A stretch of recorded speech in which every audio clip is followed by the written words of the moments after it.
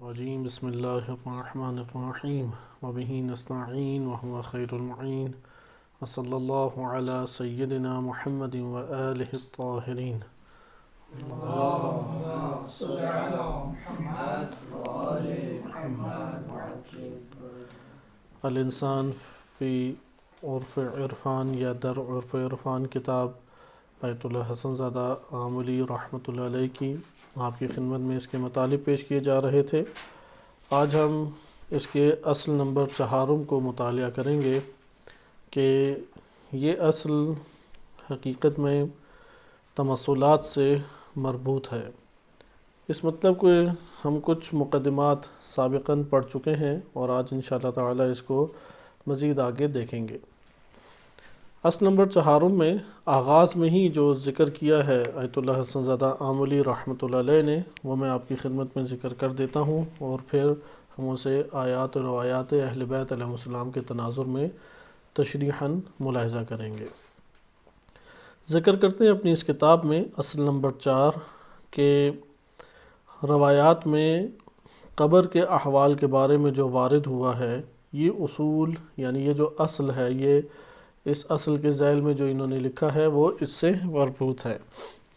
جتنے بھی ہمارے ادراکات ہیں یا ہم مختلف اپنے اوپر ناگوار یا خوشگوار مختلف حالات دیکھتے ہیں، وہ انسان کے لیے خود اس کے باطن میں بدن مثالی روح جو ہے وہ بدن مثالی کے ہمراہ اس کو ملاحظہ کرتی ہے۔ یعنی یہ جو انسان کا بدن طبیعی ہے، اس کے باطن میں یہ نشأت پائی جاتی ہے۔ اس کو انشاءاللہ تعالیٰ ابھی میں آپ کے سامنے ذکر کرتا ہوں۔ پہلے کتاب سے کچھ میں آپ کی خدمت میں مختصر ذکر کر دوں۔ یعنی اس نشأت میں یہ جو جہان مادی ہے، جہان طبیعت بھی کہتے ہیں اسے، عالم حس بھی کہتے ہیں، عالم طب بھی کہتے ہیں، یا ناسوت، مختلف نام ہیں اس مادی جہان کے۔ اس مادی جہان کے اوپر مادے کے احکام غالب ہیں۔ جو مادہ ہے جسے آپ میٹر بھی مثلاً کہہ سکتے ہیں، یہ مادے کے احکام یعنی جسم کے احکام، جس میں مادی کے احکام کیا ہیں وہ ہمارے اوپر اس دنیا میں غالب ہیں۔ لیکن جو اس طبیعت کے اس جہان کے ماوراء جہان ہے، جیسے عالم برزخ ہے، اسی طرح عالم قیامت ہے، تو ان جہانوں میں طبیعت یہ والے جسمانی احکام نہیں، اس جہان کے مطابق احکام اس کے اوپر غالب ہوں گے۔ مثلا برزخ میں برزخی احوال ہمارے اوپر غالب ہوں گے، قیامت والے دن یا قیامت میں اس جہان کے مطابق احکام ہمارے اوپر غالب ہوں گے۔ اس لیے پھر آگے ذکر کرتے ہیں کہ اس مطلب کو اچھے طریقے سے سمجھیں، اور کتاب 1001 نکتے کہ آیت اللہ حسن زادہ آملی رحمۃ اللہ علیہ کی کتاب ہے 1001 نکتے، اور ایک ہے 1001 کلمیں۔ 1001 نکتے در حقیقت یہ دعائے جوشن کبیر کے کلمات کے اوپر اور عدد کے اوپر انہوں نے اس کو درج کیا ہے، کیونکہ اس میں اسماء الہی 1001 ہیں، اس لیے اسی کی مناسبت سے انہوں نے اپنی کتابوں کے یہ نام تحریر کیے ہیں۔ اس میں انہوں نے ذکر کیا، اور جو ایک ان کی معروف کتاب ہے شرح العیون فی شرح العیون، اس میں بھی اس روایت کو ذکر کیا ہے کہ امام صادق علیہ الصلوۃ والسلام سے روایت منقول ہے۔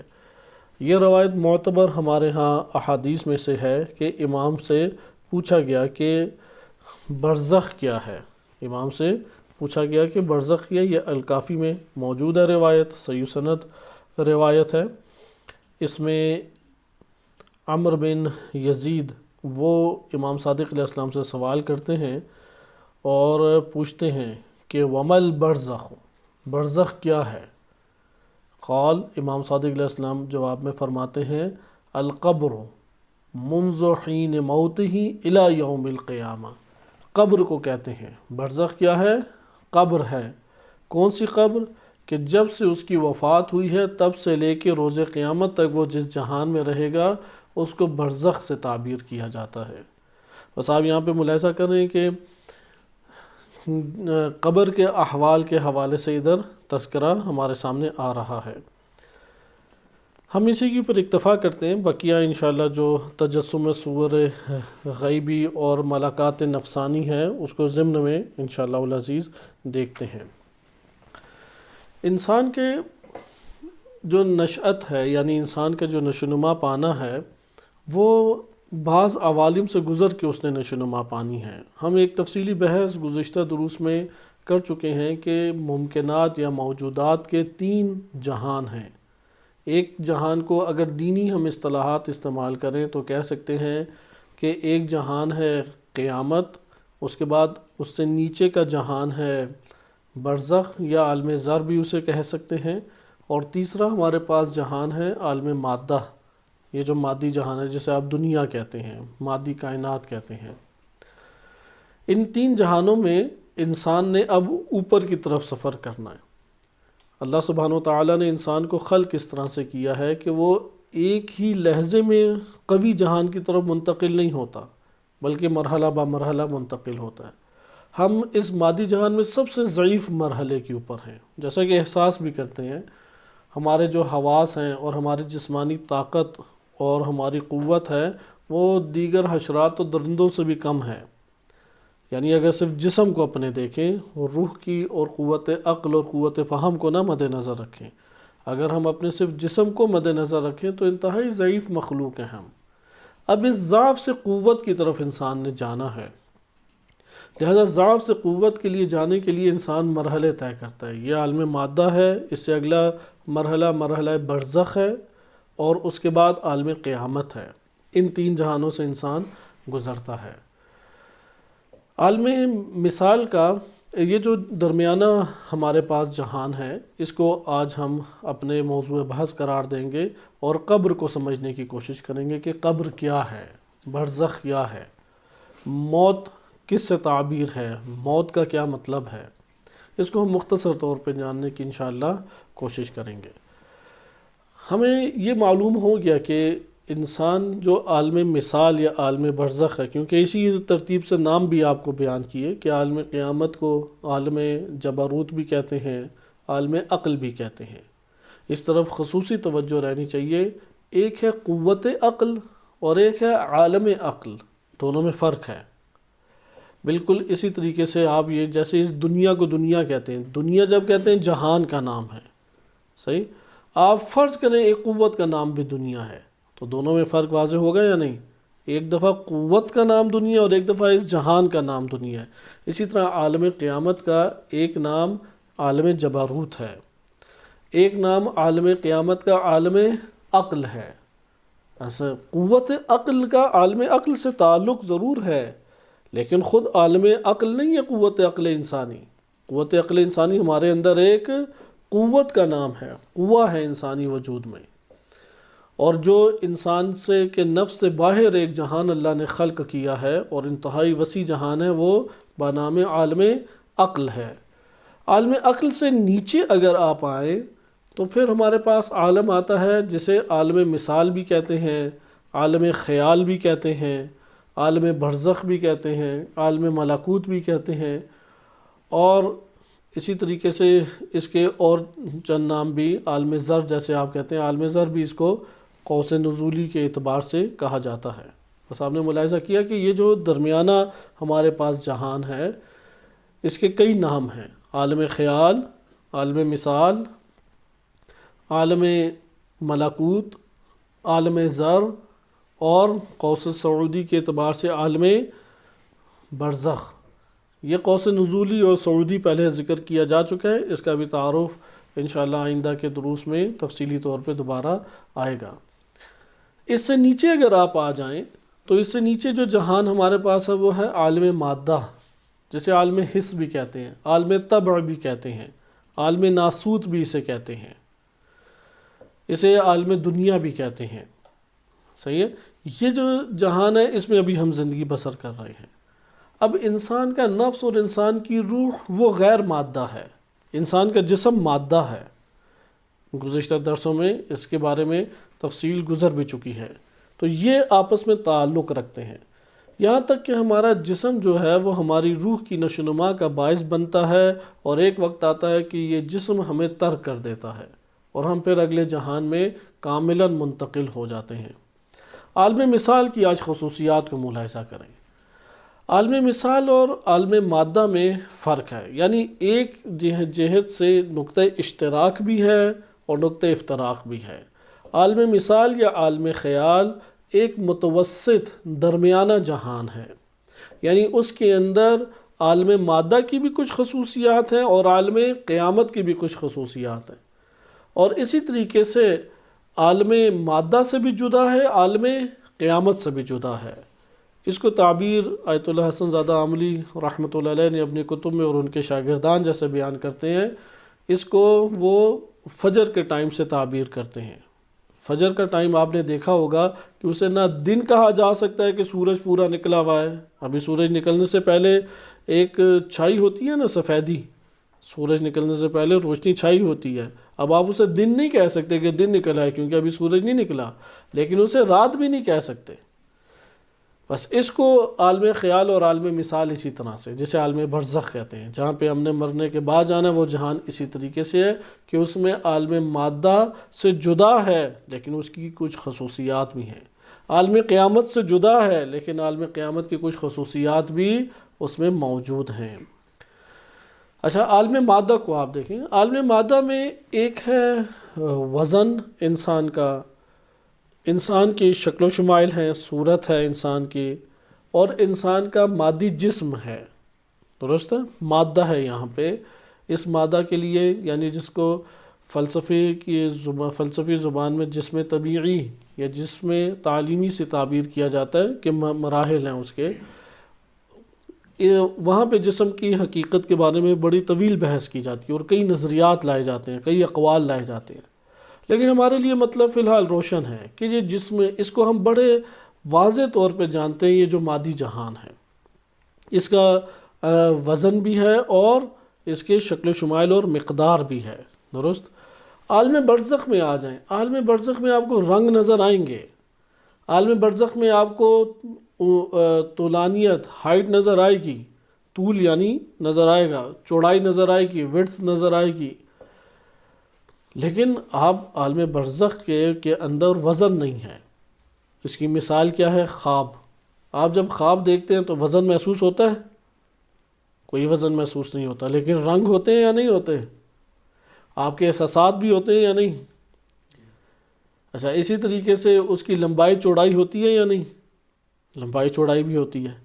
بس جو خواب میں دیکھتے ہیں بالکل برزخ وہی ہے۔ برزخ اس فرق کے ساتھ کہ خواب جھوٹے ہو سکتے ہیں، برزخ جہان ہے، جھوٹا نہیں ہو سکتا کبھی بھی، وہ حقیقت ہے اپنی جگہ پہ۔ لیکن ابھی آپ خصوصیات پہ توجہ کریں۔ بس عالم مادہ کی مقدار ہے، وزن نہیں ہے۔ بس عالم مادہ سے فرق کہاں پہ آ گیا؟ عالم مادہ میں وزن بھی ہے اور مقدار بھی ہے، رنگ برنگ کی چیزیں ہیں، اور مقدار یعنی طول ہے، عرض ہے، گہرائی ہے، لمبائی چوڑائی موجود ہے، اور وزن بھی موجود ہے۔ لیکن برزخ میں مقدار تو ہے، وزن کوئی نہیں ہے، درست ہے۔ عالم قیامت میں آ جائیں، عالم قیامت میں یہ مقدار اور شکل و شمائل بھی نہیں ہے۔ عالم قیامت جسے آپ کہتے ہیں اس میں یہ بھی نہیں ہیں تین چیزیں، اس لیے اسے تجرد تام بھی کہتے ہیں۔ بس یہاں پہ ہمارے پاس مجرد نہیں، مادہ ہے۔ عالم برزخ میں تجرد مادے سے حاصل ہو جاتا ہے کیونکہ وزن نہیں ہے، صرف لمبائی چوڑائی اور رنگ، مقدار، صورت، شمائل ہیں۔ اسے تجرد ناقص کہتے ہیں، عالم مثال یا عالم برزخ کو، اور عالم قیامت کو عالم تجرد تام کہتے ہیں۔ واضح ہے؟ ادھر وہ شکل و شمائل بھی موجود نہیں ہے، وہ کاملاً امر معنوی ایک چیز بن جاتی ہے ہمارے پاس۔ اچھا، کیا ہمارے پاس اب خصوصیات آ جاتی ہیں؟ ایک نقطہ مشترک ہے، بین میں کیوں ہے؟ یعنی عالم قیامت اور عالم مادہ کے درمیان عالم برزخ، کیا مطلب؟ یا عالم خیال یا عالم مثال، بین ہے۔ بین اس طریقے سے ہے چونکہ اس کو مادہ نہیں کہہ سکتے، عالم خیال اور عالم برزخ کو۔ کیوں مادہ نہیں کہہ سکتے؟ اس میں وزن نہیں ہے، درست ہے۔ اچھا، اس میں وزن کے ساتھ ساتھ زمانہ بھی نہیں ہے۔ کوئی زمانہ آپ نے دیکھا کہ زمانہ گزر رہا ہو؟ ابھی آئیں گی یہ چند چیزیں اور۔ اچھا، اس کے علاوہ یہ جو برزخ کا آپ مرحلات دیکھ رہے ہیں، اس مرحلے میں مادے سے جدا ہو گیا، لیکن عالم مادہ کی ایک خصوصیت اس میں موجود ہے، وہ کیا ہے؟ شکل و شمائل ہیں اور مقدار موجود ہے، تو طول ہے، عرض ہے، یعنی وڈتھ ہے، ہائٹ موجود ہے، درست؟ پس عالم مادہ سے جدا ہے ایک طرف سے، اور ایک طرف سے اس کی چند خصوصیات لیے ہوئے ہیں۔ عالم قیامت کی طرف آ جائیں۔ عالم قیامت سے اس معنی میں یہ مشترک ہے کہ عالم قیامت میں بھی مادہ نہیں ہے، یہ مادی شے نہیں ہے، یعنی عالم عقل میں بھی یہ مادی شے نہیں ہے، اور عالم برزخ میں بھی نہیں ہے، یعنی یہ جو عالم مثال ہے، عالم خیال ہے۔ لیکن نقطہ اختلاف کہاں پر ہے کہ عالم برزخ اور عالم مثال میں شکل و شمائل اور مقدار موجود ہے، لیکن عالم عقل میں یہ بھی نہیں ہے، درست ہے؟ یہ بھی چیزیں نہیں ہیں، اس لیے اس کو سحری کے وقت سے یا فجر سے تعبیر کیا جاتا ہے کہ نہ دن کہہ سکتے ہیں نہ رات کہہ سکتے ہیں۔ یہ عالم مثال کی آپ کے سامنے چند خصوصیات ہوگی۔ قبر میں اسی طریقے سے انسان ہے، انسان کو چیزیں صورت کشی میں نظر آئیں گی، دکھائی دینے والی چیزیں ہوں گی۔ اسی طریقے سے قبر کے اندر رنگ برنگ کی سب چیزیں انسان کو محسوس ہوں گی، صورت، تصویر اور مقدار موجود ہے۔ یہ ایک مطلب ہمارے پاس ہو گیا۔ اگلا مطلب، عالم مثال کو دو حصوں میں تقسیم کیا جاتا ہے، جسے عالم خیال کہتے ہیں، عالم ملکوت کہتے ہیں، دو حصوں میں تقسیم کرتے ہیں۔ ایک ہے وہی ہمارے پاس قوت خیال کے نام سے، ہمارے نفس کو جو قوت خیال ایک قوہ حاصل ہے، اس قوت خیال کو مثال متصل یا خیال متصل بھی کہتے ہیں۔ مثال متصل یہ ہمارے نفس کا حصہ ہے، یہ ہمارے نفس کے ذریعے سے قائم ہے۔ اور ایک ہے مثال منفصل جو ہمارے نفس سے، جہان سے باہر ہے، ہم ہو نہ ہو وہ جہان موجود ہے۔ اگر ہم نہ ہوں قوت خیال موجود ہوگی، اگر ہم وجود نہ رکھتے ہوں تو ہماری قوت خیال ہوگی یا نہیں ہوگی؟ بالفرض ہمارا وجود ہی نہ ہو تو قوت خیال ہوگی یا نہیں ہوگی؟ کیونکہ ہم ہوں گے تو قوت خیال ہوگی نا۔ اس قوت خیال کو مثال متصل کہتے ہیں۔ پس اگر ہم نہ ہو مثال متصل ہوگا یا نہیں ہوگا؟ نہیں ہوگا۔ لیکن مثال منفصل ہوگا، کیونکہ وہ جہان ہے، جس طرح یہ مادی جہان ہے اس طرح وہ جہان ہے۔ اس مثال منفصل کو برزخ کہتے ہیں، یعنی میں اور آپ ہوں یا نہ ہوں، برزخ اپنی جگہ پہ جہان موجود ہے۔ اور کس طریقے سے موجود ہے کہ اس کی مثال اگر دینا چاہیں، صرف سمجھانے کے لیے مثال ہے کہ اس دنیا کے اندر مثلا ایک ماں ہے، ماں کے شکم میں بچہ ہے، تو یہاں پہ تین عوالم بن گئے یا نہیں؟ ایک بچہ خود جہان ہو گیا، ایک ماں کا پیٹ ہو گیا جہان، اور ایک ماں سے باہر جو جہان ہے جس میں ماں خود ہے۔ بچے کو کہتے ہیں دنیا۔ بچہ جس جہان کے اندر ہے وہ ہے مثال یا برزخ یا عالم ملکوت، اور وہ ماں جس کے اندر ہے اسے کہتے ہیں عالم قیامت، عالم عقل۔ اس کا یہ مطلب ہے سب سے بڑا جہان کون سا ہوا؟ عالم عقل، اس نے سارا گھیرا ہوا ہے۔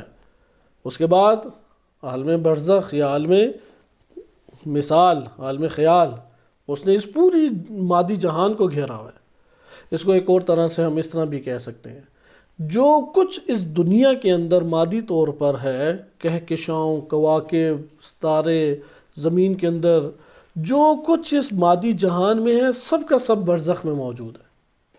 عالم مثال اور برزخ میں وہ کیا ہے؟ موجود ہے، لیکن اسی شرط کے ساتھ وزن نہیں ہے، صورت اور مقدار موجود ہے، درست ہے؟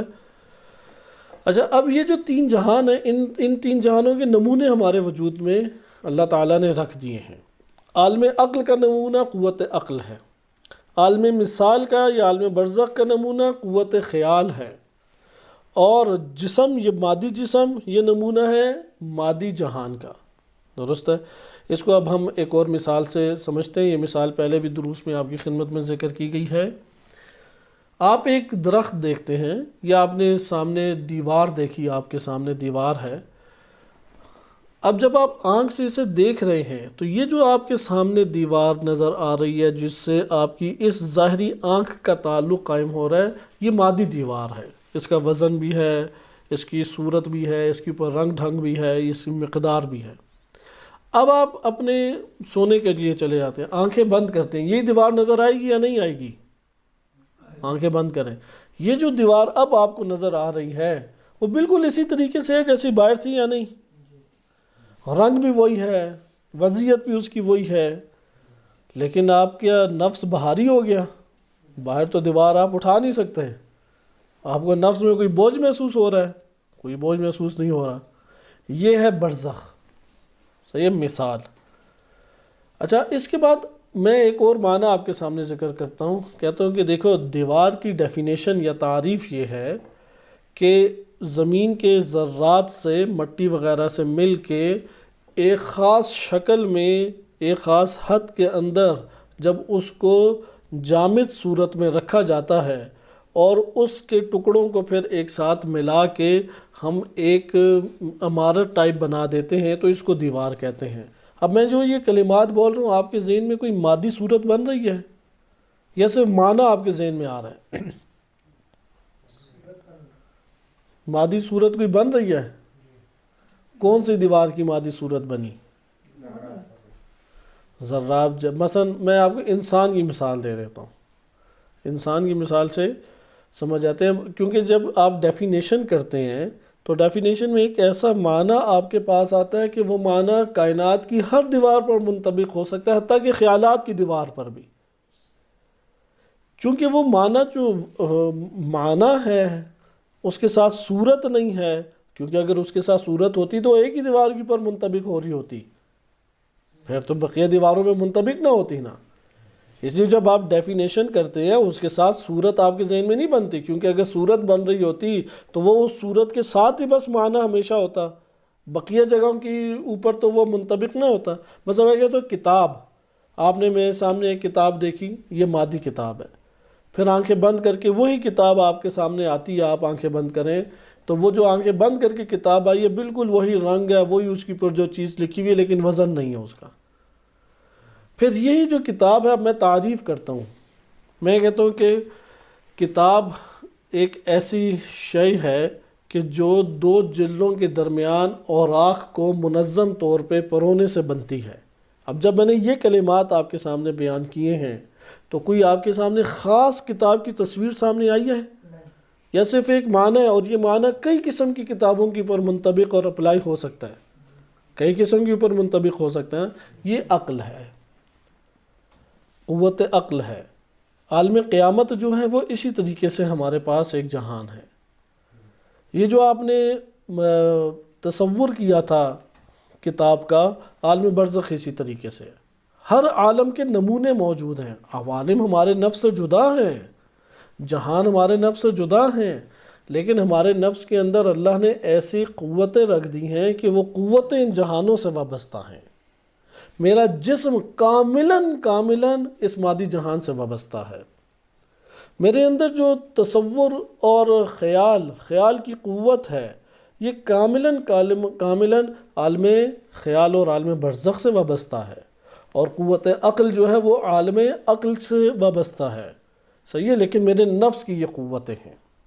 یہ ایک دوسرا معنی ہمارے آج کے درس کا ہو گیا. اس سے آپ کو یہ اندازہ ہوا کہ برزخ کی نوعیت ہمارے سامنے کیسے ہوگی. تیسری چیز، اس میں تیسرا نقطہ تھوڑا سا دقت طلب ہے اور اس کی تفصیل بھی ہمارے پاس زیادہ ہے. اس کو آپ نے بڑے توجہ سے لینا، یہ جو تیسرا نقطہ ہے، کیونکہ بہت مفصل یہ والا ٹاپک ہے. میں کوشش کروں گا اپنے طور پہ کہ آپ کے سامنے اس طریقے سے بیان کیا جائے کہ قابل فہم بعض نکات ہوں، کیونکہ یہ نکات آگے بڑھتے ہی چلے جائیں گے. وہ یہ ہے کہ انسان کا نفس ایک حقیقت ہے، اس کی طرف پہلے بھی اشارہ ہو چکا ہے. اس حقیقت کو اللہ تعالیٰ نے قوتیں دی ہیں. قوتوں کا اپنا محل ہے، جگہ ہے. ان قوتیں اپنے محل سے وابستہ ہیں.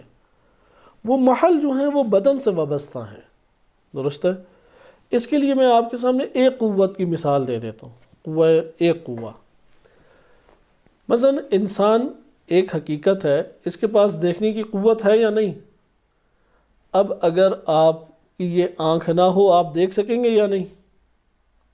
تو پھر آنکھ، مثلا کسی کی آنکھ ضائع ہو گئی کسی حادثے کی وجہ سے یا بیماری کی وجہ سے، اس کی قوت، دیکھنے کی قوت بھی ضائع ہو گئی یا قوت باقی رہے گی؟ کیا تھوڑا سوچیں اس کے اوپر. قوت باقی رہے گی یا آنکھ ضائع ہوئی ہے یا قوت بھی ضائع ہو گئی؟ قوت باقی. کیوں؟ قوت کا مالک کون ہے؟ وہ نفس ہے. کیونکہ اگر قوت نہ رہتی تو خواب میں کہاں سے دیکھتے ہیں؟ خواب میں دیکھتے ہیں یا نہیں؟ خیال میں بھی دکھائی دیتا ہے یا نہیں؟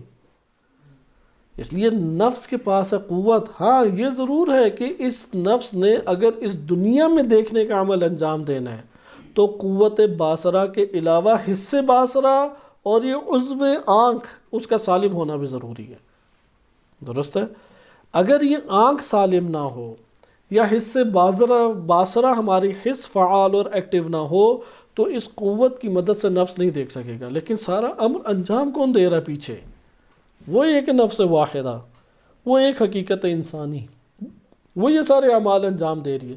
دیکھنے کی قوت یہی انجام دے. ایک اور میں اس میں مثال دیتا ہوں آپ کی خدمت میں. کھانے کی قوت جسم کھاتا ہے یا نفس کھاتا ہے؟ جسم کھاتا ہے یا نفس؟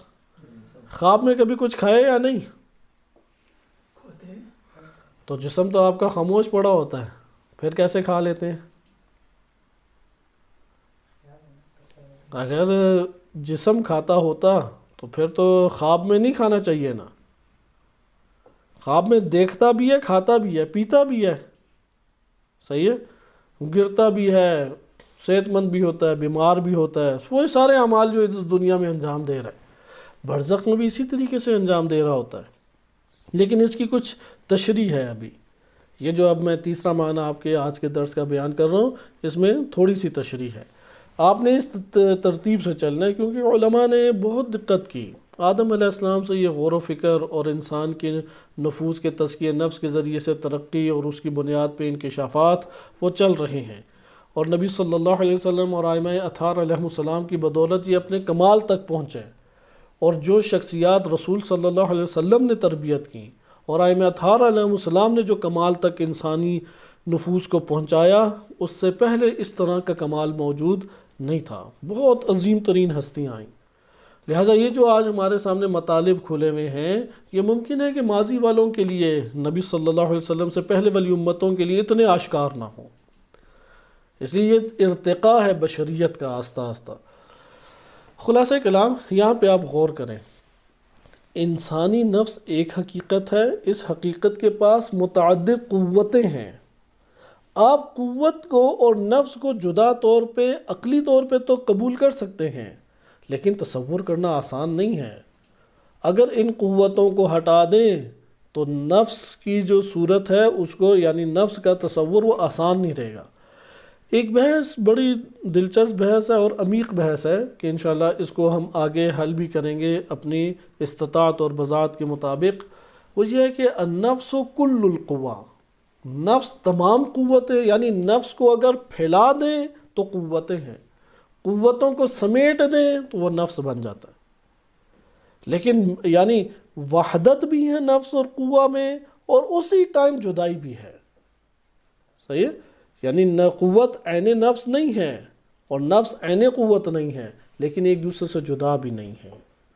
جدا بھی قوہ نفس سے نہیں ہو سکتی. قوت باصرہ کو کیسے آپ نفس سے چھینیں گے؟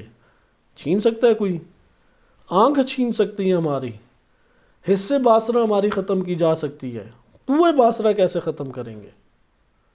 صحیح؟ قوہ باصرہ ختم اس صورت میں ہو سکتی ہے جیسے قرآن کریم نے کہا ہے کہ جس نے اللہ کے ذکر کو اپنا فراموش کر دیا اور اللہ کے ذکر کی طرف نہیں آیا وہ جب اٹھایا جائے گا تو نابینا اٹھایا جائے گا. اس کی قوت باصرہ ہی نہیں ہوگی، وہ پھر روح کا نابینا ہے، اسے کچھ دکھائی نہیں دے رہا ہوگا. اسی طرح قرآن نے صم بکم عمی فہم لا یرجعون بیان کیا ہے. خیر اس کی طرف بعد میں آتے ہیں. ابھی آپ نفس اور قوہ دیکھیں. پس قوہ مختلف ہے. ایک ہمارے پاس قوت باصرہ ہے، ایک ہمارے پاس قوت سامعہ سننے کی قوت ہے. آپ صرف ان کانوں سے سنتے ہیں یا خواب اور خیالات میں بھی سنتے ہیں؟ مثال کے طور پہ آپ کے کوئی قریب رشتہ دار ہے، کیونکہ رشتہ داروں کی طرف سے اگر کوئی عزت کے اوپر حملہ آئے تو وہ زیادہ شدید محسوس ہوتا ہے. اجنبی کی طرف سے اتنا نہیں ہوتا کیونکہ انسان ان کے سامنے زیادہ اکڑ جاتا ہے اور یہ تصور پیش کرتا ہے کہ میں اس کے ساتھ یہ کر دوں گا، فلاں کر دوں گا۔ تو آپ ابھی ایک تصور کریں، کسی عزیز رشتہ دار سے آپ کے ٹکراؤ ہو گیا، آپ کی عزت کے اوپر اس نے کوئی حملہ کیا، گالم گلوچ ہو گئی یا آپ کی توہین کی۔ اب آپ تنہائی میں جب ہوتے ہیں تو آپ اسے جواب دے رہے ہوتے ہیں یا نہیں؟ دیتے ہیں جواب یا نہیں؟ پھر ان جواب پہ خود شرمندہ بھی انسان ہوتا ہے کہ کیا میں اس بیچارے کو کہہ رہا تھا، اور وہ بھی آگے سے آپ کو دو چار سنا رہا ہوتا ہے یا نہیں؟ اب یہ آپ آوازیں کہاں سن رہے ہیں؟ دیکھ بھی رہے ہیں، سن بھی رہے ہیں، بول بھی رہے ہیں۔ قوہ انسان کے ہاتھ میں ہے، اس کا یہ مطلب ہے قوہ نفس کے پاس ہے، قوہ جسم کے اندر نہیں ہے ہمارے، بس قوہ انسان کے پاس ہے۔ انہی میں سے ایک قوت خیال ہے، ایک قوت عقل ہے، ایک قوت حس مشترک ہے، ایک قوہ ہمارے پاس قوت واہمہ ہے، بڑی خطرناک قوت ہے یہ، انشاءاللہ یہ آئے گا۔ یہ عقل اور خیال کے درمیان کی قوت ہے کہ انشاءاللہ اس کو پڑھیں گے۔ امام خمینی رحمۃ اللہ علیہ کے مطابق انسانیت کے بھٹکنے میں سب سے زیادہ کردار اسی کا رہا ہے، اس لیے جس نے قوت خیال اور قوت واہمہ کو پکڑ لیا، تطہیر کر لیا اور قابو میں رکھا، مراقبہ اس چیز کو ہی کہتے ہیں، مراقبے میں ان کو رکھا، نگہداشت میں ان کو رکھا، وہ تزکیہ نفس کی منازل طے کر لیتا ہے۔ لہذا قوت خیال ان میں سے ایک قوت ہے۔ قوت خیال کیا کام کرتی ہے؟ اب آپ کو یہ پتہ لگ گیا ایک حقیقت واحدہ اور کئی قوتوں کی مالک ہے یہ حقیقت واحدہ، اور ہر قوت کا اپنا نظام اللہ تعالیٰ نے خلق کیا ہے۔ قوت باصرہ کے ذریعے سے اور نفس ان قوہ کے ذریعے سے سارے امور انجام دے رہا ہوتا ہے۔ اچھا، ادھر ایک سوال میں آپ کی خدمت میں ابھارتا ہوں، اس سے بھی آپ کو بہت ساری چیزیں حل ہو جائیں گی۔ یہ قوتیں کہاں سے آئیں؟ نفس سے پھوٹی ہیں یا نفس سے نہیں، الگ سے نفس کے اندر رکھی گئی ہیں؟ کیا محسوس ہوتا ہے؟ یعنی درخت کے اوپر شاخیں وہ بیج کے اندر سے ہی آئی ہیں یا باہر سے کوئی اٹھا کے اندر ڈال دی گئی ہیں، یا بیج کے اندر سے ہی آئی ہیں؟ بیج کے اندر سے ہی آئی ہیں نا، باہر سے تو نہیں لگائی۔ باہر سے آج کل لگا دیتے ہیں، عجیب و غریب پھل پھر کھلاتے ہیں ہمیں، لیکن ہم ان شاخوں کی بات کر رہے ہیں جو اصالتاً اسی کی مالک تھا وہ درخت جس کے۔ اسی طرح سے یہ قوتیں انسان کے نفس کے اندر سے پھوٹی ہیں، صحیح ہے؟ متعدد قوتیں ہیں اور انسان کے نفس کے اندر سے پھوٹی ہیں یہ قوتیں، اور ان قوتوں میں سے ہر قوہ کا اپنا ایک نظام ہے جو اللہ تعالیٰ نے بنایا ہے، درست ہے؟ نفس ان قوتوں کی مدد سے سارے معارف کو پکڑتا ہے۔ نفس اب علم حاصل کرتا ہے نا تو پھر نفس کا رشد ہوتا ہے۔ جیسے انسان جتنا کھائے اتنا اس کا جسم بننا شروع ہو جاتا ہے، جسم کی بھی ایک کیپیسٹی ہے، اس کیپیسٹی پر ہو جائے تو پھر وہ اس کا پیٹ بس پھولنے لگ جاتا ہے، ٹانگیں اس کی بھاری ہونے شروع ہو جائیں گی، آخر کہیں تو گوشت لگنا ہے۔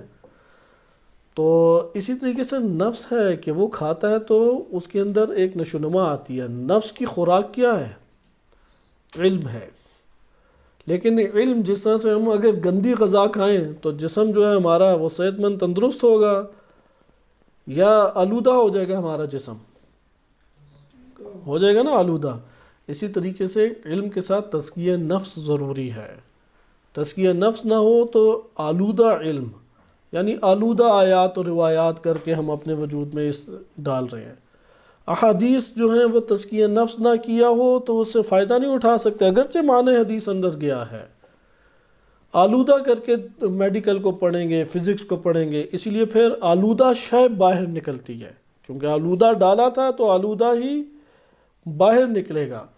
اس لیے کبھی ایٹم بم بناتا ہے وہ کیمسٹری پڑھ کے، بائیولوجیکل بم بناتا ہے بائیو پڑھ کے، اعضاء کا کاروبار کرتا ہے، انسان کی بیماری کے اوپر پیسے کماتا ہے۔ جیسے آپ نے دیکھا ہوگا آج کل تو اب غریبوں کے ذہن میں یہ سوال پیدا ہو ہی جاتا ہے کہ بیماری مجھے مثلا نزلہ زکام تھی اور دوائی جو ہے وہ 3 دن کی دینی تھی، تو آپ نے یہ 4 مجھے بڑے بڑے کیپسولوں کے جو پیکٹ دیے ہیں یہ کس وجہ سے دیے ہیں؟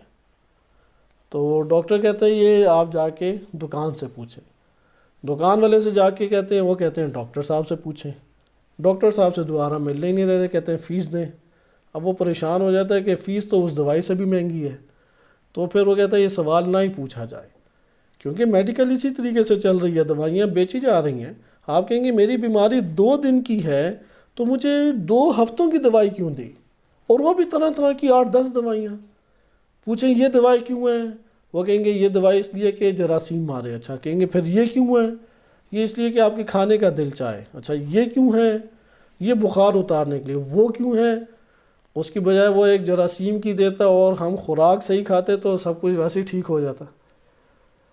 اور یہ معاہدہ ہے باقاعدہ، چونکہ ہمارے ساتھ جو سوال جواب ڈاکٹروں نے پوچھے اس سے یہ بات معلوم ہوئی کہ وہ کمپنیاں معاہدہ کرتی ہیں. وَإِلَّا اس کی اتنا بڑا یہ مافیا اس وقت دوائیوں کا بنا ہوا ہے کہ وہ ڈاکٹر اور بڑے بڑے سرجن انہیں ہٹا دیتے ہیں، وہ ان کی نوکریاں داؤں پہ لگ جاتی ہیں اگر انہوں نے وہ نسخہ لکھ کے نہ دیا اور وہ والی اس کی دوائی نہ بیچی جس کے ساتھ اس ہسپتال کا معاہدہ کمپنی کے ساتھ ہوا ہوا ہے، اس نے کسی اور کمپنی کی بیچ دی تو وہ کمپنی اس کے اوپر کیس کرے گی یا وہی اپنا مافیا چلے گی اور اس کے لیے ضرر اور نقصان کا باعث بنے گی. خلاصہ کلام مراد سے یہ کہنے کی تھی تزکیہ نفس اس میں ضروری ہے. آئیں اپنے مطلب کی طرف کہ انسان ایک حقیقت واحدہ اور اس کی قوتیں مختلف اور ہر قوت کا اپنا ایک نظام ہے.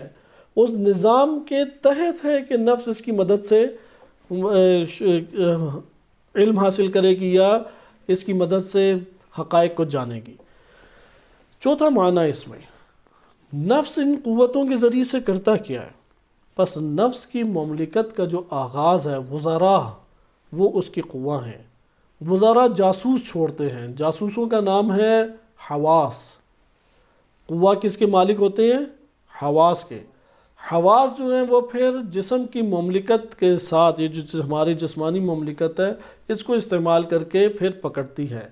اس چوتھے مطلب کو ہم ایک اور زبان میں یہ کہہ سکتے ہیں، جیسا کہ گزشتہ درس کا ہمارا موضوع بھی تھا، نفس شکار کرتا ہے. وہ عالم مادہ سے جس طرح سے شکار کرتا ہے اسی طریقے سے عالم برزخ یا عالم مثال منفصل یا عالم عقل ادھر سے بھی شکار کرتا ہے اور معلومات لیتا ہے. نفس معلومات لے کے اپنے آپ کو بڑھاتا ہے، نفس معلومات لے کے ان حقائق کو اپنے اندر وجود دیتا ہے. لہذا اس کو آپ اس طریقے سے سمجھیں، اگر ہمارے نفس سے باہر جو یہ مادی جہان ہے اس کی کسی حقیقت کو میرے نفس نے سمجھنا ہے، اگر وہ دیکھ کے سمجھنے والی چیز ہے تو جب تک میری یہ آنکھ سالم نہیں ہوگی اور حس باصرہ ٹھیک نہیں ہوگی اور نفس قوہ باصرہ کا استعمال نہیں کرے گا تب تک باہر کی حقیقت نفس کے ہاتھ میں نہیں آئے گی. نفس کیا کرتا ہے؟ وہ قوت باصرہ کو استعمال کرتا ہے. قوت باصرہ سے حس باصرہ ہمارے متحرک ہوتی ہے اور حس باصرہ کا تعلق ہمارے اس آنکھ یا عضو سے جسمانی سے ہے، اور اس کے ذریعے سے پھر جسم جہاں تک یہ آنکھ اس کی حدود ہے وہ اتنی معلومات پکڑ کے حس کو دیتی ہے اور حس سے پھر ہمارے پاس قوہ کے پاس آتی ہے یا نفس کے پاس آ جاتی ہے. درست اسی طرح سننے کی قوت ہے. قوت سماعت نفس کے پاس ہے. قوت سماعت پھر وہ حس کو استعمال کرتی ہے، لیکن حس یہ کان سالم ہو تو یہ کام انجام دے پائے گی.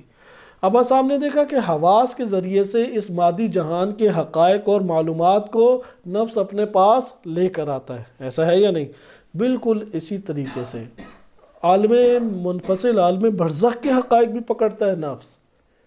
اسی طریقے سے عالم قیامت کے بھی حقائق نفس پکڑتا ہے.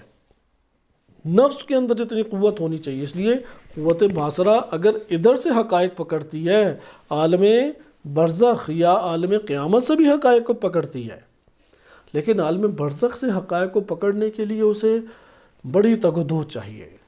وہ کس طرح سے عالم خیال اور یعنی عالم برزخ سے یا مثال منفصل بھی کہتے ہیں جو ہمارے نفس سے جدا جہان ہے اور عالم عقل ہے، ادھر سے اگر نفس معلومات کو لے تو یہ مکاشفات کہلاتا ہے اگر حقیقت کے مطابق ہے. الہام اور مکاشفات کے ذریعے سے یہ تعلیم انسان کو ملتی ہے.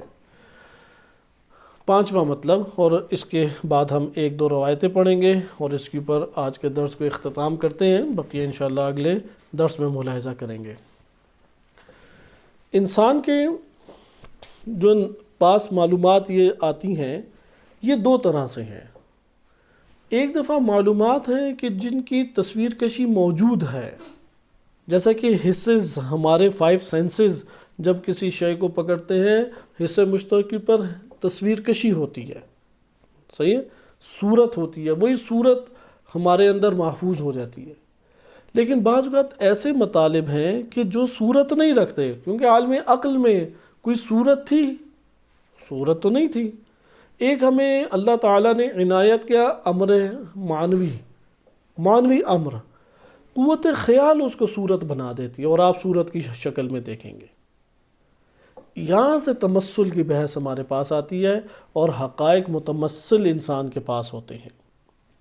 اس کو ایک اور طرح سے آپ کی خدمت میں ذکر کیا جائے، اللہ تعالیٰ نے انسان کو قوت خیال دی ہے، جیسے قوت باصرہ ہے، قوت سامع، دیکھنے کی قوت، چکھنے کی قوت، سونگھنے کی قوت، عقل کی قوت، سوچنے کی قوت، صحیح ہے۔ اسی طرح ایک قوت کیا ہے؟ خیال۔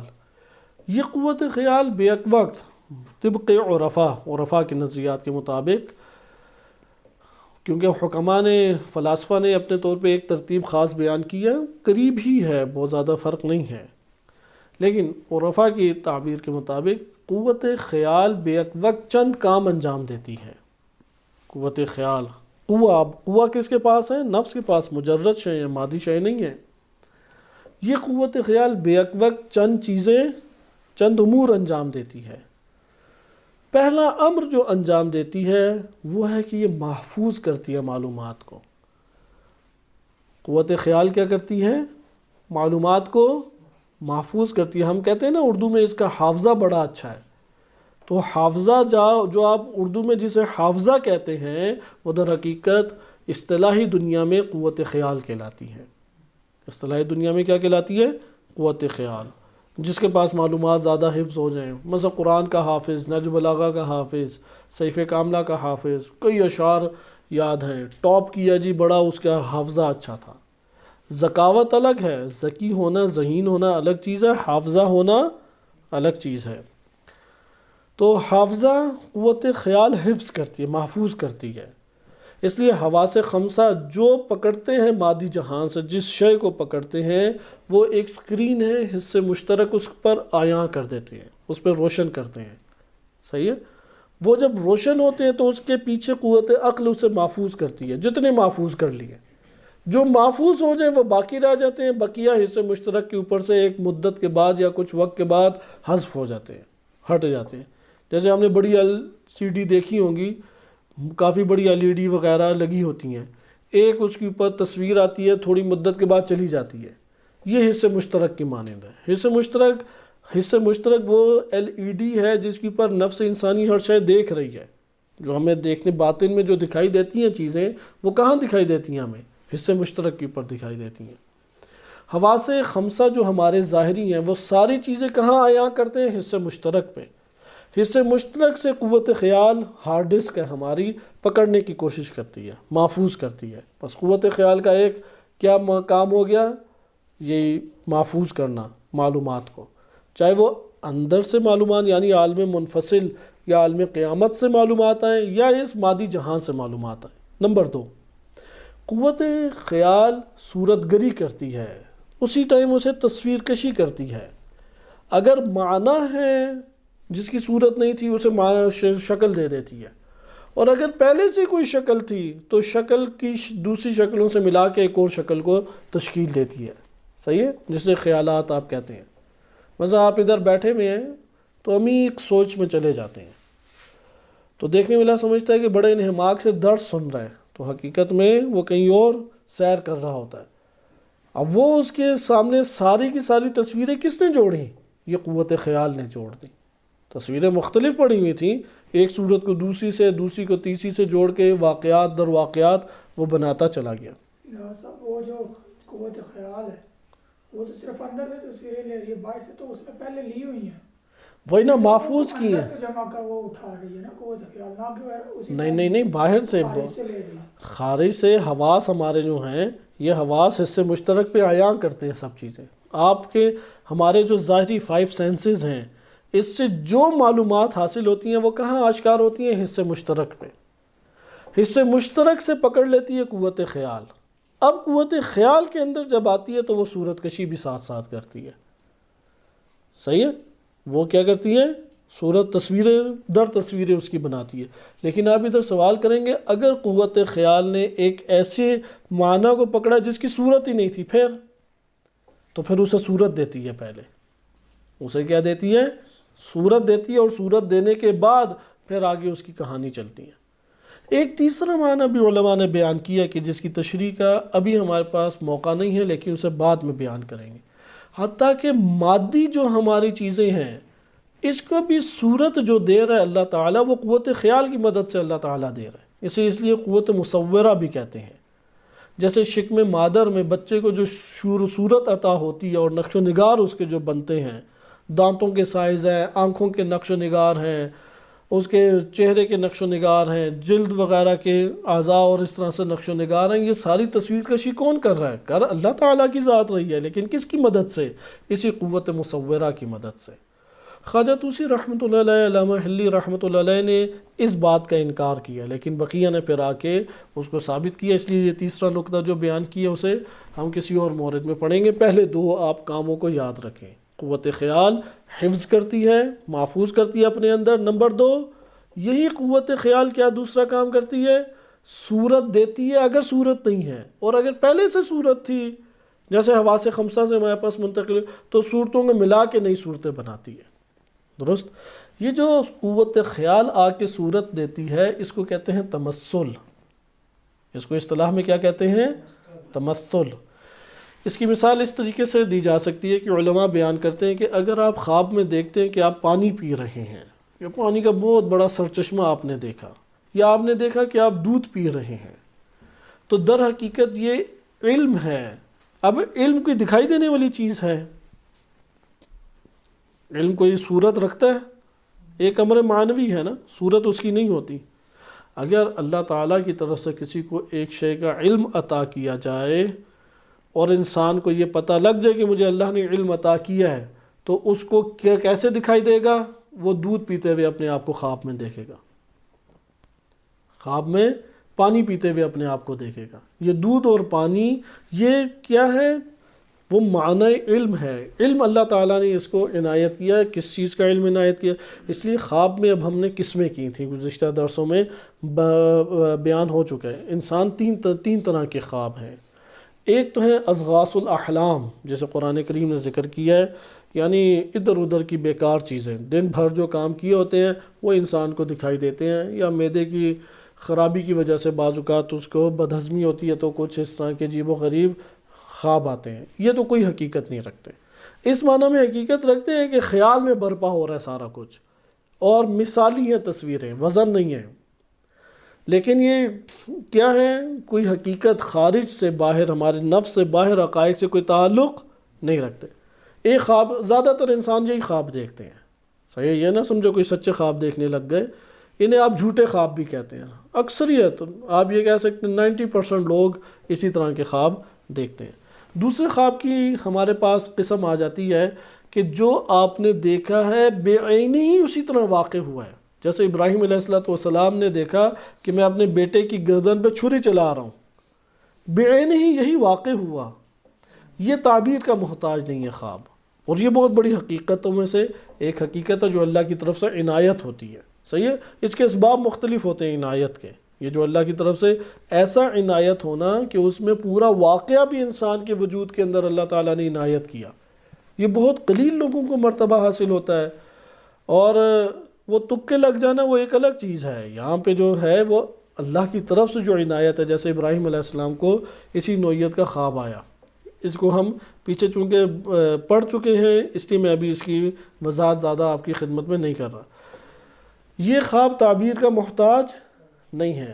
تیسرا خواب یہ ہے کہ معنی اللہ نے دیا اور خیال نے اس کو صورت کشی کر دی اور آپ وہ تصویر کشی کو دیکھتے ہیں.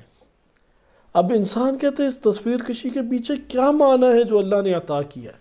انسان کو خود نہیں پتہ لگتا. ادھر معبر کی ضرورت ہے. جیسے اللہ نے تعبیر کا علم عطا کیا، تعویل الاحادیث یا حدیث، جس کو یہ پتہ ہے نفس کی باتوں کی حقیقت پتہ ہے، تو معبر یہ کرتا ہے وہ آپ کا واقعہ سنے گا اور واقعہ سنتے ساتھ ہی معنی بتا دے گا، کیونکہ اس کے خواب میں دکھائی دینے والی صورتیں اور اس کے ماورا معنی سے تعلق کا علم اللہ نے اسے عطا کیا۔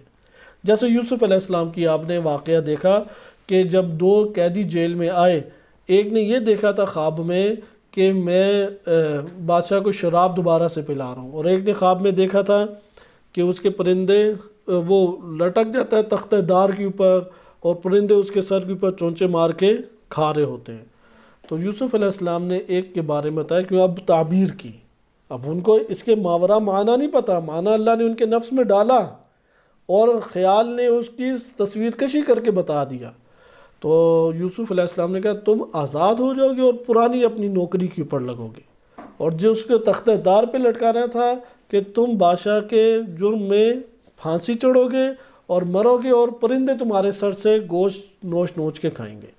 یا دوسرا واقعہ جو عزیز مصر نے دیکھا کہ پتلی گائیں وہ موٹی گایوں کو کھا رہی ہیں، اب اس کے پیچھے اسے نہیں پتا کیا معنی اللہ نے عنایت کی ہے۔ سارے منجمین جواب دے گئے، کاہنے لاجواب ہو گئے اور کہا یہ اضغاث الاحلام ہے، لیکن بادشاہ کو یقین نہیں آیا اور یوسف علیہ السلام تک بات پہنچی، اور یوسف علیہ السلام نے بتایا کہ قحط آئے گا، پہلے 7 سال خوشحالی کے ہیں اور اگلے 7 سال انتہائی سختی کے ہیں، اس لیے خوشحالی کے ایام میں سختی کے ایام کا اناج اور غلہ جو ہے وہ جمع کرو۔ بس آپ نے دیکھا یہاں پہ معبر کی ضرورت ہے۔ علماء بیان کرتے ہیں کہ یہ جو اللہ تعالیٰ رؤیا تعبیر رؤیا کی صلاحیت دیتا ہے، یہ عنایات ہیں، یہ اللہ تعالیٰ کی طرف سے خصوصی نعمت ہے، یہ کب انسان کو ملتی ہے؟ علماء نے ذکر کیا، عرفاء نے ذکر کیا کہ جب انسان حضرت یوسف علیہ السلام والی آزمائش کو پار کرتا ہے تو اللہ تعالیٰ یہ عنایت کر دیتا ہے۔ یوسف علیہ السلام زلیخا کے ذریعے سے ایک سخت آزمائش میں گرفتار ہوئے، اور ایک ایسا مورد تھا کہ جس میں اگر گناہ ایک بشر کرنا چاہے تو وہ تمام مواقع ان کے پاس موجود تھے، اور مد مقابل جو شیطانی حملہ تھا زلیخا کا وہ بھی اپنی اوج کو پہنچا ہوا تھا، اپنے کمال اوج کو پہنچا ہوا تھا، یہاں تک کہ یوسف علیہ السلام نے قرآن کے مطابق وَہَمَّ بِهَا کہ یہ ارادہ محکم کر لیا کہ اگر یہ آگے بڑھی تو میں قتل کر دوں گا۔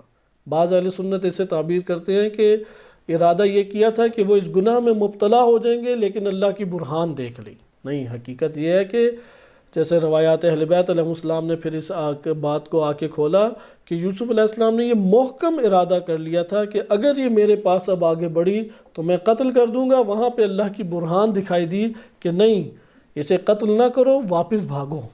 اب اس نے دروازے سارے لاک کروائے تھے اور وہ بھی باہر سے لاک کرائے تھے، تو یہاں پہ ایک ایک کر کے دروازہ کھلتا چلا گیا۔ حضرت یوسف علیہ السلام جب اس آزمائش میں کامیاب ہوئے تو اللہ نے یہ عنایت ان کو کی۔ اسی طرح اس آزمائش میں جو جنسی شہوت کی آزمائش ہے، وہ گرفتار ہونے کے بعد پاکیزگی اور پاک دامنی کے ساتھ باہر آ جائے، اللہ تعالیٰ اس کو یہ عنایت فرماتا ہے۔ لہٰذا آپ نے یہاں پہ دیکھا کہ تعبیر معبر کی ضرورت ہے، ہر کوئی معبر نہیں ہے۔ عوام کیونکہ جذباتی ہوتی ہے، وہ اپنے ہر خواب کو سچا خواب دیکھتی ہے، کیونکہ ہر کسی کا نفس اس کو اپنے آپ کو اولیاء ہی نظر آتا ہے۔ اپنے نفس کے آئینے میں دیکھیں تو سارے ولی ہیں، تو کہتا ہے میرا خواب کیسے جھوٹا ہو سکتا ہے؟ مولانا صاحب میں کوئی مسئلہ ہے کہ ان کو شاید غلط فہمی ہوگی ہے کہ میرا خواب جھوٹا ہے۔ تو خواب جو ہیں وہ عموماً اضغاث الاحلام ہیں، لیکن عوام سے کھیلتے بھی ہیں بعض افراد۔ اب خواب اس نے اس طریقے سے بتایا کہ اس کے لب و لہجے اور انداز سے پتہ لگ گیا کہ آپ نے اسے یہ کہہ دیا کہ جھوٹا خواب ہے، تو وہ جھوٹا تو اسے نہیں کہے گا، آپ کو ضرور کچھ نہ کچھ کہہ دے گا۔ تو آپ بھی تھوڑی تیزی دکھاتے ہیں اور خواب سے منسلک ہو کے منسلک چیزیں اس کے بتاتے ہیں کہ اس کی تعبیر یہ ہے، آپ اتنی دفعہ 100 دفعہ قل هو اللہ پڑھیں اور اتنا صدقہ دے دیں، تو وہ بھی بندہ خوش ہو جاتا ہے کہ شاید خواب بیان کر دیا۔ معبر وہ شاذ و نادر ہیں، اولیاء اللہ میں سے ہوتے ہیں، نہ کہ کاہن معبر ہیں۔ بالفاظ دیگر بائے حیثیت مومن ہمیں کس کی خبر کے اوپر اعتماد کرنا چاہیے؟ کاہنوں کی؟ کاہن بھی آ کے سچی خبریں بعض کا دے دیتے ہیں۔ موسیٰ علیہ السلام کی خبر نہیں دے دی نا موسیٰ علیہ السلام، اس لیے فرعون سب خواتین کے پیٹ چاک کر کے دیکھتا تھا اور بچوں کو قتل کر دیتا تھا، پہلے خبر دی۔ نمرود کو بھی خبر دے دی ابراہیم علیہ السلام کی، اس لیے کاہن خبر دے سکتے ہیں، یہ تعجب آور بات نہیں ہے۔ ہمیں نبی کی خبر کے اوپر اعتماد کرنا ہے یا کاہن کی خبر کے اوپر اعتماد کرنا ہے؟ لہٰذا یہ عقیدہ بنانا چاہیے کہ ایک کاہن اگر تو مجھے صحیح بھی میرے خواب کی تعبیر بتا تب بھی میں تیرے پاس نہیں آؤں گا، میں اللہ کے ولی کی طرف رجوع کروں گا، امام معصوم کی طرف رجوع کروں گا۔ وہ اللہ مجھے خواب کی تعبیر کی ضرورت ہی نہیں ہے، اگر اتنی ضروری ہوتی تو اللہ مجھے تعلیم دے دیتا۔ یہ کیا پیچیدہ نظام اللہ تعالیٰ نے بنایا ہے؟ اس لیے کہ طالب کو ہاں صحیح اور کوشش کرنے والا پا لیتا ہے۔ وَإِلَّا اللہ میرا رب ہے، وہ جیسا چاہے گا میں وہی کروں گا، وہ میرے لیے سارے کے سارے امور نفع اور نقصان کو مد نظر رکھ کے میرے لیے سازگار فرماتا ہے، تو میرا رب رب العالمین ہے، اس لیے مجھے کوئی ٹینشن اور پریشانی نہیں ہے۔ یہاں سے جو قوت خیال آپ کے سامنے ظاہر کر رہی ہے اسے کہتے ہیں تمثل۔ بس یہاں سے آپ کے سامنے یہ حقیقت آئی کہ حقائق ہوتے ہیں، حقائق، ان حقائق کو تصویر کشی کر کے خیال بیان کر دیتا ہے، اور سب سے زیادہ مشکل وقت موت کے وقت آتا ہے۔ میں آپ کی خدمت میں ایک روایت اس حوالے سے پیش کرتا ہوں، اور ایک دو روایتیں بیان کر کے انشاءاللہ آج کی گفتگو کو ہم ختم کرتے ہیں۔ ایک روایت امام علیہ السلام سے ہے، پہلے حوصلہ افزا ہم روایت کو پڑھ لیں تو وہ زیادہ بہتر ہے۔ جناب حارث حمدانی امیر المومنین علیہ السلام کے ایک بزرگ صحابی گزرے ہیں۔ حارث کو امام علیہ السلام ایک دن فرماتے ہیں، یا مالی شیخ مفید رحمۃ اللہ علیہ میں بھی یا بشارت المصطفیٰ میں بھی یہ روایت موجود ہے۔ امام فرماتے ہیں کہ وَأُبَشِّرُكَ يَا حارث، اے حارث میں تجھے بشارت دیتا ہوں، لَتَعْرِفُنِي عِنْدَ الْمَمَاتِ، تو مجھے موت کے وقت پہچانے گا موت کے وقت۔ امام یعنی اس کے سامنے متمثل ہوں گے، اس سے مراد کیا ہے کہ امام علیہ السلام اس کے سامنے متمثل ہوں گے۔ وَعِنْدَ الصِّرَاطِ، صراط کے وقت تم مجھے پہچانو گے۔ وَعِنْدَ الْحَوْضِ، حوض کوثر کے وقت۔ وَعِنْدَ الْمَقَاسَمَةِ، اور مقاسمہ کے وقت۔ تو حارث نے کہا کہ یا مولا مل مقاسمہ، یہ مقاسمہ کیا ہے یا مولا؟ یا فرمایا مقاسمۃ النار ہے، اس سے مراد ہے دوزخ کا مقاسمہ۔ تو امام علیہ السلام سے پوچھا یہ کیا ہے دوزخ کا مقاسمہ؟ امام علیہ السلام نے فرمایا اقاسم قسمتا صحیحتا، کہ میں یہ جنت اور دوزخ کی امور کو تمہارے سامنے تقسیم بالکل صحیح طریقے سے تقسیم کر کے پیش کروں گا۔ لہٰذا امام علیہ السلام نے فرمایا جو میری ولایت کے اوپر اعتقاد رکھتا ہے وہ مجھے ان مشکل جگہوں کے اوپر پائے گا، دیکھے گا مجھے، پہچانے گا مجھے۔ یہ ہمارے لیے ایک حوصلہ افزا روایت ہے۔ ایک اور روایت کے پہلے بھی آپ کی خدمت میں پڑھی، الکافی کی یہ روایت موجود ہے۔ اس روایت میں اس حوالے سے روایات ہمارے پاس کئی ہیں تمثل کی، لیکن قبر کے اعتبار سے تمثل کی جو روایت ہمارے سامنے موجود ہے وہ میں آپ کی خدمت میں پڑھ دیتا ہوں کہ انسان کے سامنے انسان جب مرتا ہے تو چیزیں متمثل ہوتی ہیں۔ یہ الکافی میں جلد نمبر 3 صفحہ 231 میں ہمارے سامنے آئی ہے روایت۔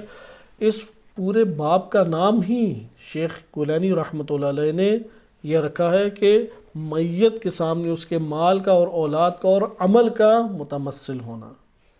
اب یہ حقائق ہیں یا نہیں؟ اور یہ حقائق ہمارے نفس کے اندر داخل ہیں یا نہیں؟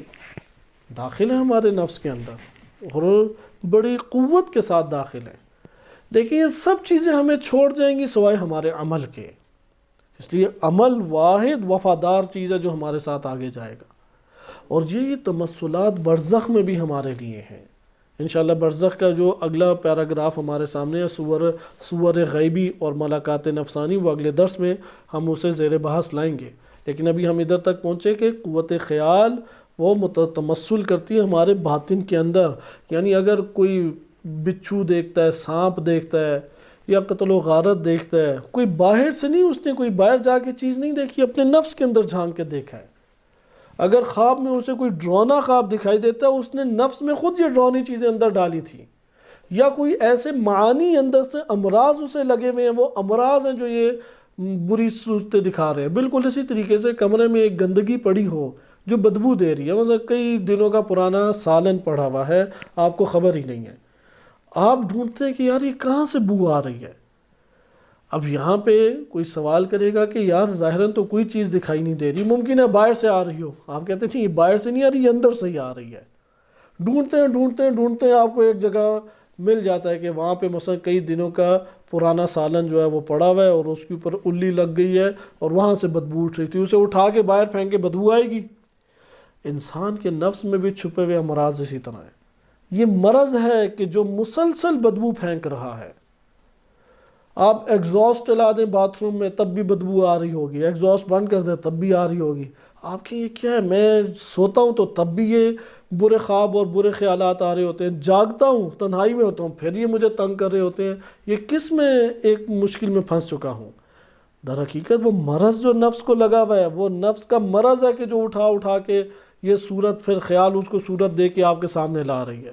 مرض کو ختم کر دیں، خیال صورت کشی نہیں کر پائے گا، صحیح ہے؟ اور اس طرح سے انسان وہ چیزیں نہیں دیکھتا۔ یہاں پہ میں تیزی سے یہ روایت بیان کرتا ہوں۔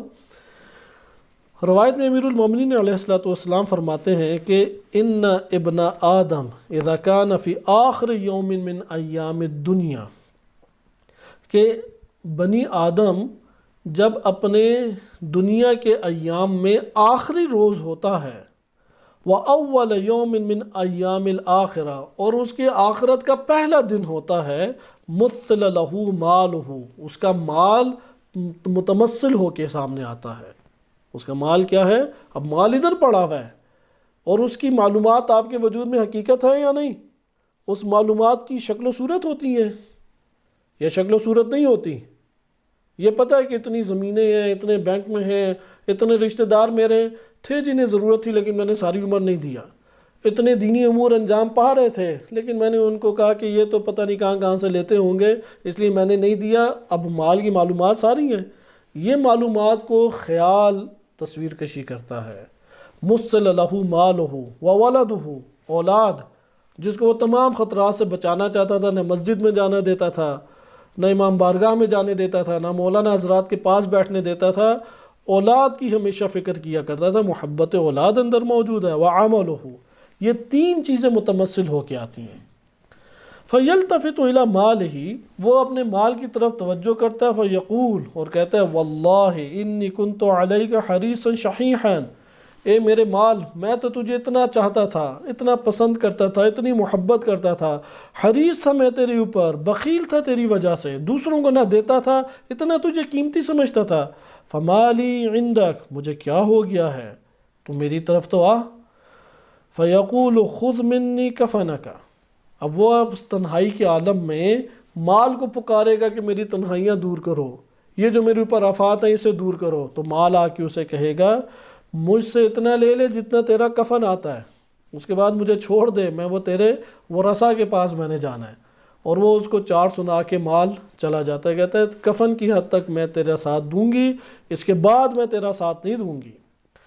قال فَيَلْتَفِتُ إِلَى وَلَدِهِ، پھر اس کے بچے اس کے سامنے آ جاتے ہیں۔ آپ کو ظاہراً اسی طرح وینٹیلیٹر پہ بندہ سویا ہوا دکھائی دے رہا ہوگا، اندر جو چل رہا ہے وہ اس بندے کو پتہ ہے، اور یہ ساری باتیں جس طرح خواب میں نہیں باتیں کر رہے ہوتے اس طرح یہ باتیں چل رہی ہوتی ہیں کہ اب اولاد آ گئی، باہر موجود اولاد رولے ڈال رہی ہے، رونا شروع کر دیا، اور اندر کی جو بندے کی کیفیت ہے اس کے سامنے اولاد آ گئی، اور یہ کہے گا فَيَقُولُ، وہ کہے گا وَاللَّهِ إِنِّي كُنْتُ لَكُمْ مُحِبًّا، قسم بخدا مجھے سب سے زیادہ تجھ سے ہی تو محبت تھی، وَإِنِّي كُنْتُ عَلَيْكُمْ مُحَامِيًا، اور میں ہی تھا کہ تم لوگوں کی ہمیشہ حفاظت بھی کرتا رہا، اور تم لوگ ہی میرے مددگار ہوا کرتے تھے۔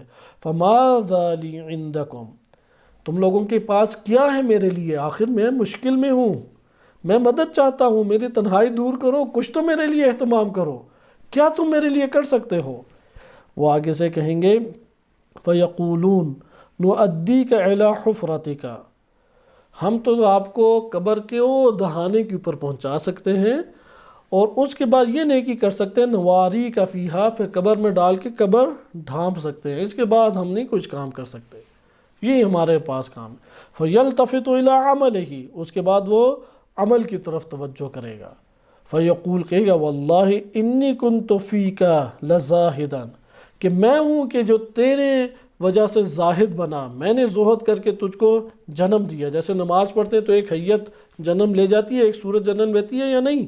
خاص کھڑے ہوتے ہیں، اس کے بعد نماز ختم ہوتی ہے، وہ صورت بھی ختم ہو جاتی ہے بندگی کی، تو وہ جو بندگی کی صورت ختم ہوتی ہے وہ اثر چھوڑ جاتی ہے۔ اب یہ عمل آئے گا، وہ کہے گا کہ میں تیری وجہ سے ہی زاہد تھا، وَإِن كُنْتَ عَلَيَّ لَثَقِيلًا، اگرچہ تجھے انجام دینا میرے پر بڑا بھاری تھا لیکن میں نے تجھ کو انجام دیا۔ فَمَاذَا عِندَكَ، کیا ہے تیرے پاس جو تو مجھے دے سکتا ہے یہ عمل؟ فَيَقُولُ أَنَا قَرِينُكَ فِي قَبْرِكَ، تیری قبر کا ساتھی تو میں ہی ہوں، میں تجھے تنہا نہیں چھوڑوں گا۔ مال چھوڑ جائے گا انسان کو، اولاد چھوڑ جائے گی، زوجہ چھوڑ جائے گی، بیوی بچے چھوڑ جائیں گے، عمل لبیک کہے گا، کہے گا کہاں تو مجھے لے کے جانا چاہتا ہے، تو جہاں ہے میں تیرے ہمراہ ہوں۔ وَيَوْمِ نَشْرِكَ، اس وقت تک ہوں جب تو دوبارہ حشر سے اٹھایا جائے گا، حَتَّى أُعْرَضَ أَنَا وَأَنْتَ عَلَى رَبِّكَ، میں اور تو دونوں ایک ساتھ تیرے رب کے سامنے حاضر ہوں گے، میں تیرا ساتھ نہیں چھوڑنے والا۔ یہ ہے تمثل، یہ ہر انسان کو درپیش ہے، یہ ہر انسان کو پیش آئے گا۔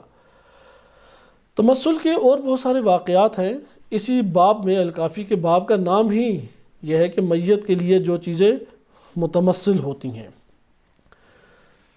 انشاءاللہ آگے ہم روایت پڑھیں گے، آیا فقط اور فقط یہی چیزیں متمثل ہوتی ہیں؟ مال ہے، اولاد ہے، مثلا مال کی محبت بھی متمثل ہوتی ہے کئی صورتوں میں۔ انسان کے وجود میں بہت شدت سے اولاد کی محبت ہے، وہ خواب میں دودھ پیتے ہوئے دیکھے گا، بعض اوقات تعبیر اس طرح سے ہوتی ہے۔ بعض اوقات ابلیس ہے کہ جو تمثل کر کے آ جاتا ہے، جیسا کہ ابراہیم علیہ السلام کے پاس آیا، ابلیس ہے کہ جو آ جاتا ہے، اب یہ سکرات کے عالم میں ہے، ابلیس آ جائے گا کہ ولایت کا انکار کر دو، میں یہ کر دوں گا، وہ کر دوں گا، فلاں فلاں کر دوں گا۔ اگر معتقد نہیں ہے اندر سے ولایت اور حب اہل بیت علیہ السلام میں قوت نہیں رکھتا، ممکن ہے انکار کر دے۔ اس لیے جب انسان اٹھایا جائے گا تب آشکار ہوگا کہ انسان کیا ہے۔ اس لیے جو محبت ہے وہ بھی متمثل ہوتی ہے، جیسے بھی میں نے عرض کیا کہ اگر محبت جو ہے، عشق اور محبت، وہ بھی دودھ اور پانی کی طرح سے آشکار ہوتی ہے۔ اچانک آپ کو دودھ کی نہریں نظر آئیں گی، یہ دودھ کی نہریں خیال نے بنا دی، اس کے ماورا کیا ہے کہ اس کے اندر محبت ہے فلان چیز سے۔ اہل بیت علیہ السلام کی محبت اسی طریقے سے نورانی انسان کو کر دے گی، وہ محبت بھی تمثل کرے گی، ممکن ہے کہ اس کے تمثلات ان شیاطین کو بھگا دیں۔ اس لیے اہل بیت علیہ السلام کی روایات ہیں اور معتبر صحیح سند روایات ہیں کہ غم حسین علیہ السلام میں ایک قطرہ، چاہے وہ مکھی کے پر کے برابر ہی کیوں نہ ہو، وہ انسان کے سب گناہوں کو دھو دے گا۔ یعنی وہ تمثل آ کے بقیہ شیاطین کو ممکن ہے بھگا دے۔ یہ جیسے ولایت اور محبت کا احساس ہے۔ امیر المومنین علیہ السلام فرماتے ہیں کہ اگر میری محبت کسی کے دل میں ہے تو وہ مجھے دیکھے گا، جہاں پہ علی علیہ السلام متمثل ہو جائیں وہاں پہ دیگر چیزیں آگے جرت نہیں کریں گی۔ لہٰذا یہ مطالب ہمارے پاس ایک حقیقت بن کے آتے ہیں کہ حقائق کو خیال تمثل کی صورت دیتا ہے۔ اگر دل میں محبت ہوئی امیر المومنین کی تو اسی قوت کے ذریعے سے اللہ تعالیٰ امیر المومنین علیہ السلام ان کا تمثل ہمارے سامنے آشکار فرما دے گا۔ وصلی اللہ علی سیدنا محمد وآلہ الطاہرین۔